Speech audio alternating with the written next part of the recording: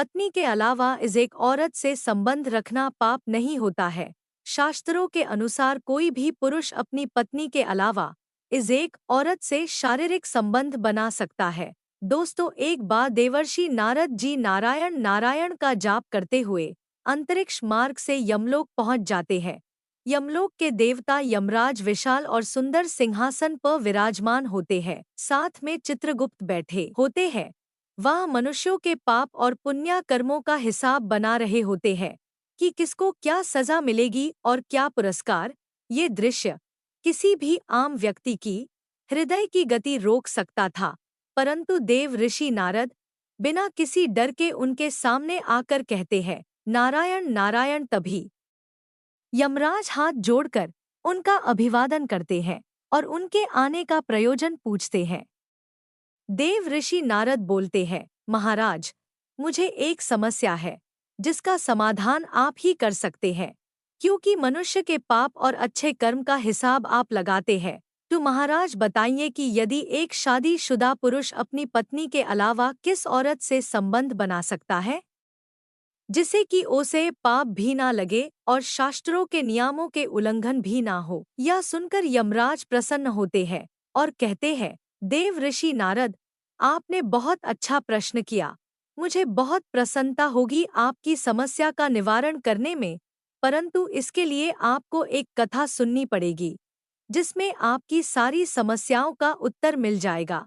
और आप इस कथा को ध्यान से सुनना, क्योंकि जो भी इस कथा को सुनता है मैं उसके साथ पाप क्षमा कर देता हूँ। तो कथा इस प्रकार है। प्राचीन समय में धरती के जम्बू द्वीप में सिद्धार्थ नगर राज्य हुआ करता था, जिसमें राजा विजय माधव राज किया करते थे। वह बहुत परोपकारी, दयालु और दान दक्षिणा तथा धर्म का प्रचार करने वाले प्रतापी राजा थे। उनकी पत्नी, जिनका नाम रूपमती था, रूपमती जैसा नाम था वैसी ही गुणवान, चारित्रवण, तेजस्वी, धन की देवी लक्ष्मी की तरह थी। इनके राज्य में सारी प्रजा बहुत सुखी थी, क्योंकि राजा और रानी प्रजा को अपने बच्चों की तरह प्रेम करते थे और प्रजा भी उन्हें अपना पालनहार मानती थी। बस इस राज्य में कमी थी तो एक ही कि राजा और रानी की कोई संतान नहीं थी। यह दुख प्रजा को भी बहुत था और राजा और रानी को भी था, क्योंकि महाराज हमेशा इसी चिंता में तनावग्रस्त रहते थे कि उनके बाद उनके राज्य का उत्तराधिकारी कौन होगा। एक बार प्रजा से ये सब देखा नहीं गया और सारी प्रजा महाराज के पास गई और कहती है, महाराज, आपको अपनी प्रजा की भलाई के लिए दूसरा विवाह कर लेना चाहिए। राजा शास्त्रों के अच्छे जानकार थे। वह जानते थे कि वैवाहिक जीवन होते हुए दूसरी औरत से शारीरिक संबंध बनाना अपराध है, जिसके लिए नरक की यातनाएं भोगनी पड़ती है। और साथ ही वह अपनी पत्नी से प्रेम करते और उसे दुखी नहीं देखना चाहते थे। इसलिए उन्होंने प्रजा को दूसरे विवाह के लिए मना कर दिया। अब प्रजा दुखी होकर रानी रूपमती के पास जाती है और उन्हें सारी व्यथा बताती है, जिसे सुनकर रानी रूपमती राजा के पास जाकर उन्हें दूसरा विवाह करने के लिए कहती है। और यह सुनकर राजा उन्हें शास्त्रों का ज्ञान देते हैं और कहते ही है कि मैं तुमसे बहुत प्रेम करता हूँ, इसलिए मैं तुम्हें दुखी नहीं देख सकता। क्या तुम मुझे दूसरा विवाह करके नरक की यातनाएं दिलाकर सुखी रह सकती हो? तब रानी रूपमती कहती है, महाराज, आप दूसरा विवाह कीजिए, मैं आपको अनुमति देती हूँ। क्योंकि यदि आपने दूसरा विवाह नहीं किया तो हमारे राज्य को उत्तराधिकारी नहीं मिलेगा और मैं अपनी सौतन को अपनी छोटी बहन समझकर प्यार करूंगी। राजा तब भी शादी से इनकार किया देता है। उनका यह वार्तालाप स्वर्ग लोक से राजा के पूर्वज भी सुन रहे होते हैं और यह सब सुनकर बहुत दुखी हो जाते हैं। यदि महाराज ने दूसरा विवाह नहीं किया तो उनके कुल का नाश हो जाएगा। फिर उसी रात महाराज के सभी पूर्वज उनके स्वप्न में आकर कहते हैं कि आपके कारण हमारी दुर्गति हो रही है, हमारे कुल का नाश हो रहा है। यह सुनकर महाराज बोलती है, पूर्वजों, मैंने ही ऐसा कौन सा पाप किया है जिसकी वजह से आप मर के भी दुखी हो रहे हैं? आप मुझे बताइए, मैं उसे पाप को दूर करने की कोशिश करूंगा। यह सुनकर उनके पूर्वज कहते ही है, हे पुत्र, यदि तुम्हारा कोई पुत्र ना हुआ तो हमारी मुक्ति नहीं होगी। तुम्हारे कारण हमें भी नरक में जाना पड़ेगा। हम आपसे विनती करते हैं कि आप दूसरा विवाह करें और हमें सद्गति प्रदान करें, क्योंकि पुत्र ही श्राद्ध क्रिया कर्म करता है और जब वह दान दक्षिणा करता है तो हमें आकाश मंडल में भोजन मिलता है।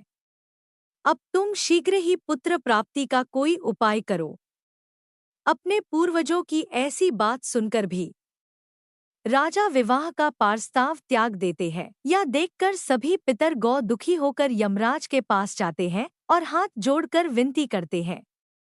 कहते हैं, ही यमराज, कृपया हमारे कुल की रक्षा कीजिए। हमारे पुत्र की कोई संतान नहीं है और संतान के बिना हमारा कुल नष्ट हो जाएगा।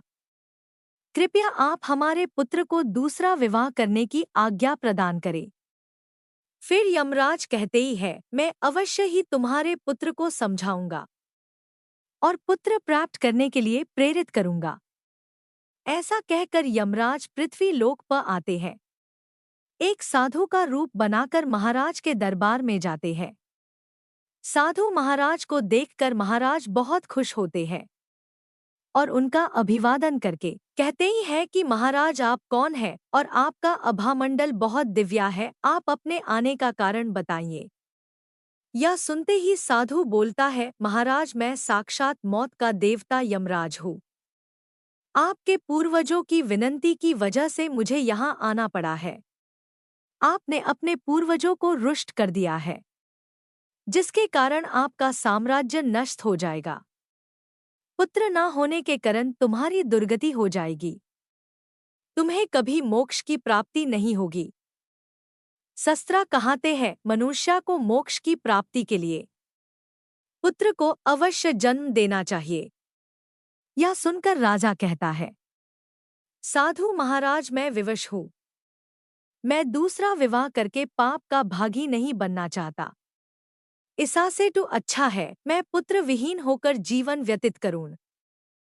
ये सुनकर साधु महात्मा बोलते हैं, मैं तुम्हारे विचारों से बहुत प्रसन्न हूँ।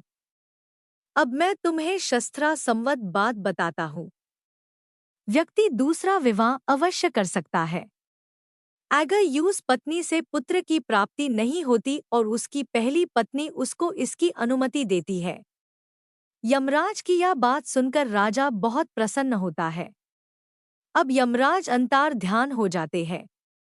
उसके बाद राजा अपनी रानी रूपमती के पास जाकर उससे दूसरी शादी की अनुमति लेते हैं और दूसरे विवाह के पश्चात उनके यहाँ पुत्र रतन की प्राप्ति होती है।